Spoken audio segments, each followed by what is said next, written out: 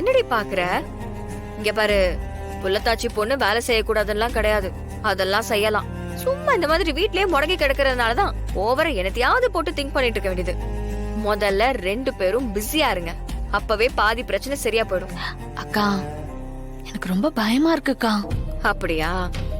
சரி, அப்போ ஒண்ணு பண்ணலாம். நீயும் கடைக்கு வா, என் கூடவே இரு. 2 நாளைக்கு அப்புறம் காலேஜ் போலாம், சரியா? ம். எப்படி மேடம், 2 நாளைக்கு அப்புறமாவது காலேஜ் போவீங்களா? ம். ஏய், காலேஜ்ல உன் ஃப்ரெண்ட்ஸும் ப்ரொஃபசர்ஸும் தாண்டி இருப்பாங்க. அங்கெல்லாம் போலீஸ் இருக்க மாட்டாங்க. ஏன் நீ எல்லாத்துக்கும் போட்டு பயந்துட்டு இருக்க?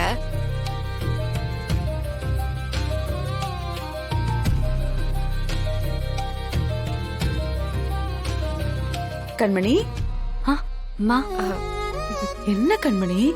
வீரா, என்ன இது கையில ஜூஸ் அப்படியே வச்சிருக்கா, குடிக்கலையா? குடிக்கதான் சொன்ன வலிமா, அவதான் குடிக்காம குடி, உட்காந்துருக்கா. முதல்ல குடி. குடிடி. குடி.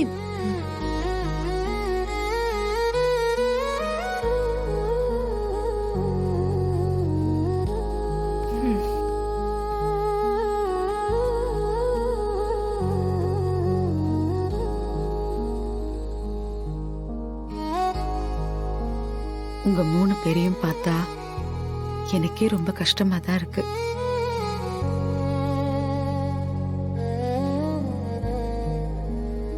இந்த வயசுல பட்ட கஷ்டம் எல்லாம் பத்தாதுன்னு இன்னமும் போலீஸ் ஸ்டேஷன், கோர்ட்டுன்னு போக கூடாத இடத்துக்கெல்லாம் போயிட்டு வரீங்க.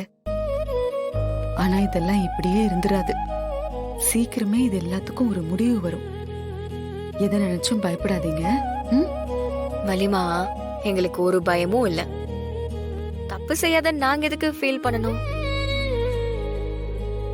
நீங்க எல்லாரும் வருத்தப்படுவீங்களோட தான் நாங்க கவலைப்படுறோம். வீரா, எனக்கு இந்த வீட்ல ராகவன், கார்த்தி, மாற இவங்கெல்லாம் எப்படியோ அதே மாதிரிதான் நீங்க 3 பேரும். உங்களை என் வயித்துல பிறக்காத என் பொண்ணுங்களை தான் பாக்குறேன்.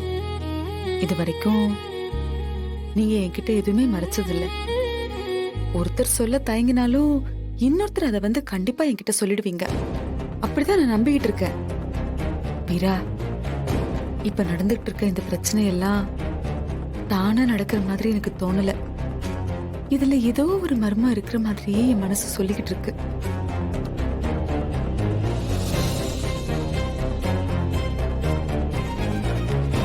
ஏன் வீரா, இந்த விஜி காணாம போனதுக்கும் உங்களுக்கும் ஏதாவது சம்மந்தம் இருக்கா?